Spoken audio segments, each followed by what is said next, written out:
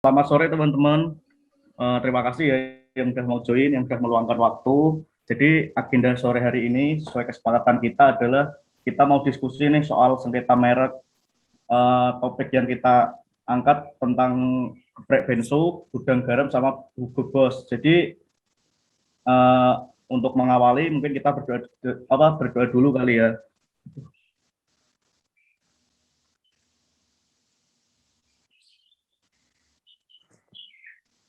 Nah, lanjut. Selanjutnya untuk pembacaan PowerPoint akan dibacakan oleh saya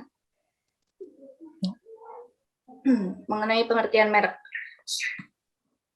Merek adalah tanda yang berupa gambar, nama, kata, huruf-huruf, angka-angka, susunan warna, ataupun kombinasi dari unsur-unsur tersebut yang memiliki daya pembeda dan digunakan dalam kegiatan perdagangan barang atau jasa.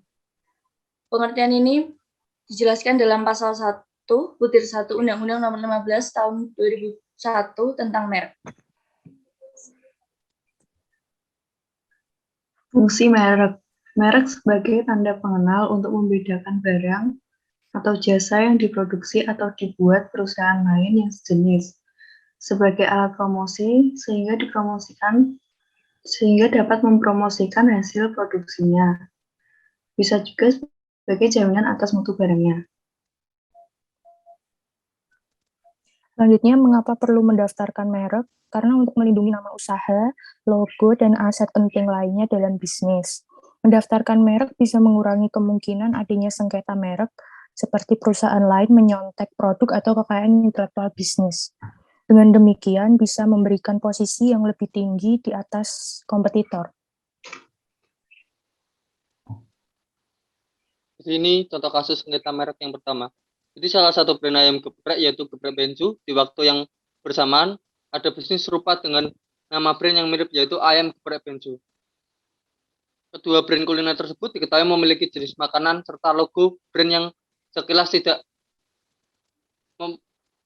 tidak memperlihatkan perbedaan sama sekali. Beni Sujono, selaku pemilik PT Ayam Geprek Beni Sujono, mengklaim bahwa mereknya tersebut sudah didaftarkan sebagai merek dagangnya jauh sebelum geprek bensu memulai bidang usaha ini. Jadi putusan pengadilan niaga No 057 garing PDT garing khusus strip merek garing 2019 garing Pengadilan Negeri Jakarta Pengadilan Niaga Jakarta Pusat tanggal 13 Januari 2020 menyatakan menolak gugatan Ruben Onsu sebagai pemilik geprek bensu dan menyatakan bahwa PT Ayam Geprek Beni Sujono sebagai pemilik yang sah atas merek ayam geprek bensu berdasarkan pasal 1 angka 5 junto pasal 21 ayat 2 huruf A UU No 20 tahun 2016 tentang merek dan indikasi geografis sebagai dasar aturan penyelesaian sengketa hak kekayaan intelektual di bidang merek. Seperti itu. Baik, selanjutnya. Contoh kasus kedua. PT Gudang Garam Terbuka melayangkan gugatan perkara merek dagang di Pengadilan Negeri Surabaya. Perseroan telah mengajukan gugatan pembatalan merek milik Gudang Baru kepada Pengadilan Niaga melalui Pengadilan Negeri Surabaya pada 22 Maret 2021. Gudang Garam tidak terima terdapat rokok yang memakai merek dan lukisan mirip dengan milik Gudang Garam. PT Gudang Garam mengaku telah menemukan fakta merek-merek pada produk-produk Gudang Baru yang telah menyesatkan. Mengingat banyaknya persamaan merek-merek pada produk-produk Gudang Baru dan Gudang Garam. Hal ini berpotensi menimbulkan keracuan bagi konsumen.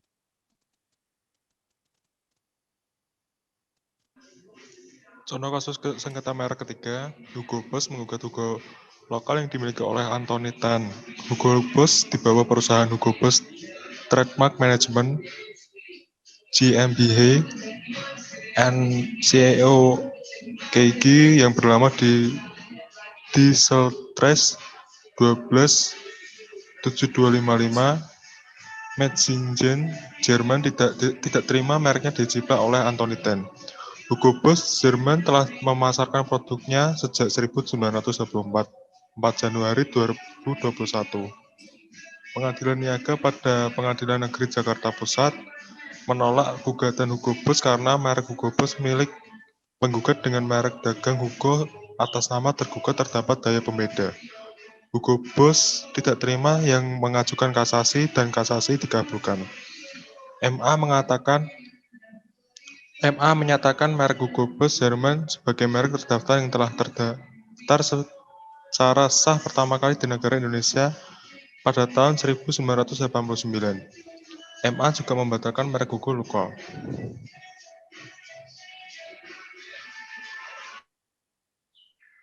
Pelanggaran hak atas merek dan mekanisme penyelesaiannya. Pihak yang berhak mengajukan gugatan atas merek adalah pemilik merek dan penerima lisensi merek terdaftar. Penerima lisensi merek terdaftar dapat mengajukan gugatan sendiri-sendiri ataupun bersama-sama dengan pemilik merek yang bersangkutan. Gugatan yang diajukan berupa gugatan ganti rugi dan gugatan dan penggantian semua perbuatan yang berkaitan dengan penggunaan merek tersebut. Kerugian yang secara langsung terasa adalah kerugian ekonomi, tetapi selain itu juga dapat merusak reputasi merek tersebut. Terlebih apabila barang atau jasa yang menggunakan merek secara tanpa hak tersebut kualitasnya lebih rendah daripada produk barang dan jasa pemilik merek yang sah.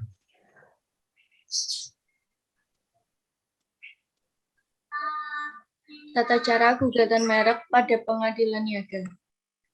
1. Gugatan pembatalan pendaftaran merek diajukan kepada Ketua Pengadilan Niaga dalam wilayah hukum tempat tinggal atau domisili tergugat. Dalam hal tergugat bertempat tinggal di luar wilayah Indonesia. Gugatan tersebut diajukan kepada Ketua Pengadilan Niaga Jakarta Pusat. Kedua, panitera mendaftarkan gugatan pembatalan pada tanggal gugatan yang bersangkutan diajukan dan kepada penggugat diberikan tanda terima tertulis yang ditandatangani panitera dengan tanggal pendaftaran gugatan. 3. Panitera menyampaikan gugatan pembatalan kepada Ketua Pengadilan Niaga dalam jangka waktu paling lama 2 hari terhitung sejak gugatan didaftarkan. 4. Dalam jangka waktu paling lama 3 hari terhitung sejak tanggal gugatan pembatalan didaftarkan. Pengadilan Niaga mempelajari gugatan dan menetapkan hari sidang. Pasal 80 Undang-Undang Merek.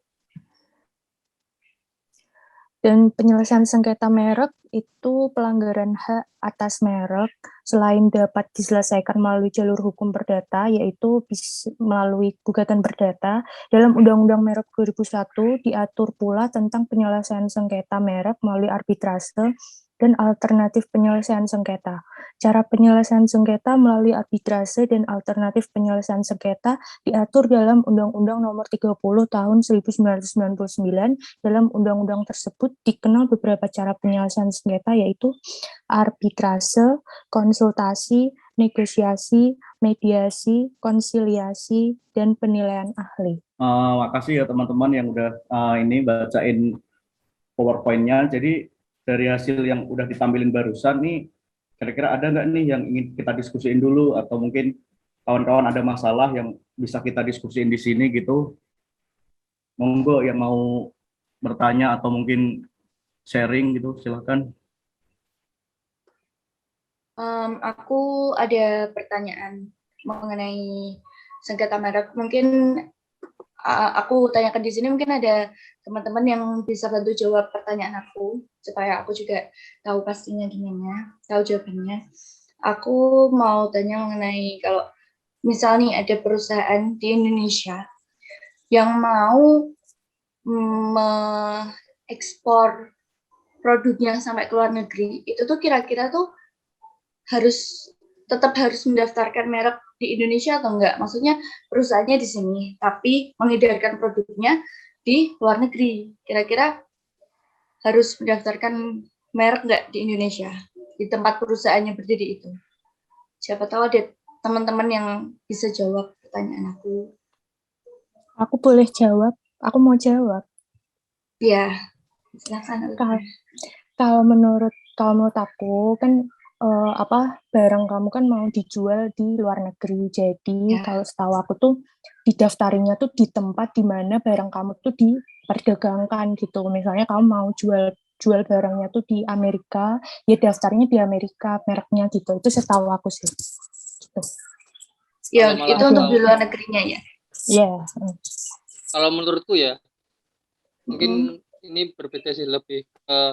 Jadi kalau misal perusahaan tersebut berada di Indonesia terus melakukan ekspor ke luar negeri atau melakukan penjualan ke luar negeri suatu barang tersebut, seharusnya dia juga mendaftarkan merek tersebut di Indonesia maupun di luar negeri tersebut agar dia lebih apa ya, perlindungan hukumnya itu lebih paten gitu loh. Bukan hanya yang ditakutkan jika dia melakukan apa, mendaftarkan merek di luar negeri saja, maka di Indonesia takutnya ada orang yang memperjualbelikan suatu merek tersebut dengan bentuk yang sama, logo yang sama, warna yang sama, sejenis seperti itulah yang ditakutkan seperti itu. Jadi mungkin dapat menyebabkan kerugian-kerugian dari perusahaan tersebut. Walaupun barangnya dan juga barangnya mungkin kan kita tidak tahu kan, ternyata di Indonesia apa sama yang di luar itu barangnya hampir sama, cuma hanya perbedaan dikit seperti itu sih kalau menurut saya. Jadi keduanya harus tetap didaftarkan di Indonesia maupun di luar negeri seperti itu. Aku mau nambahin dari Erizal sama Olga. Walaupun produknya nggak dijual di Indonesia, tapi tetap harus didaftarkan di Ditjen HKI supaya nggak ada merek asing yang sama biar mengurangi plagiasi.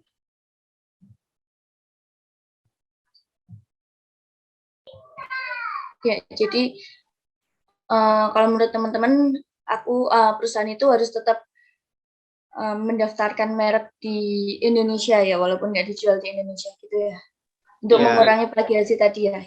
Iya, betul. Oke, makasih teman-teman. Aku udah paham. Ada yang mau ini nggak yang didiskusikan lagi? Ada mungkin teman-teman ada yang punya pertanyaan lagi kayak aku? Ada yang mau ditanyakan atau penasaran jawabannya kayak gimana, solusinya kayak gimana? Coba. Aku ada pertanyaan lagi. Ya, coba Olga.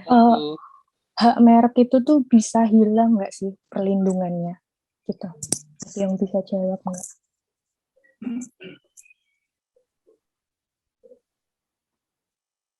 Oke, aku coba jawab ya. Ya. Kayaknya kalau menurut aku ya, sepengetahuan aku itu bisa. Kalau memang sudah mereknya udah dihapuskan, maksudnya nggak terdaftar lagi mereknya, itu otomatis perlindungan hak mereknya itu ya udah nggak ada perlindungan lagi, udah nggak dilindungi lagi. Menurut aku gitu. Jadi kan Mbak Berlin Bibi kan tadi ngomong maksud apa, penghapusan suatu merek yang terdaftarkan itu tuh kira-kira tuh berapa lama ya? Jadi agar merek tersebut dapat dihapuskan atau tidak digunakan berapa lama baru dihapuskan, seperti itu mungkin gimana sih tanggapannya? Bisa saya jawab ya Mas. Menurut pasal 74 ayat 1 Undang-Undang Merek itu kalau selama 3 tahun berturut tidak digunakan bisa dihapuskan itu. Seperti itu ya Mas kira-kira. Oke. Berarti selama 3 tahun ya? Jika produk itu sudah tidak dipakai kembali atau diperjualbelikan kembali, maka suatu merek yang terdaftar itu akan hilang. Ya, benar Mas. Oh, terima kasih.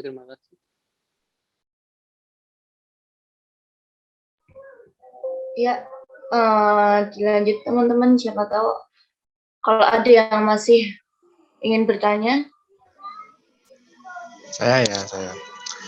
Ini misalkan saya punya usaha nih, terus mau mengubah warna dan jenis huruf pada merek saya yang saya gunakan dan sudah didaftarkan ke Ditjen HKI, apakah saya perlu mendaftarkan kembali? Terima kasih.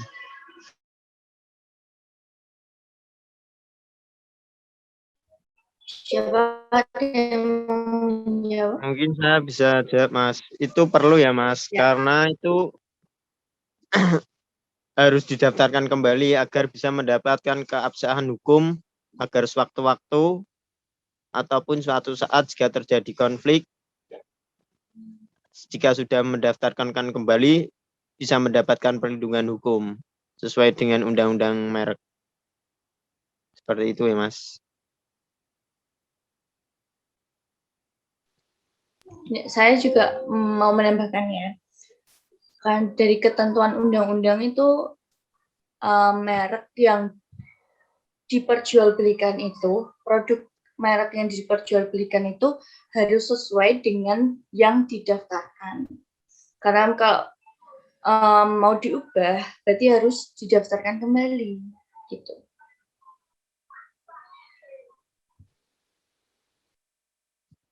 Baik.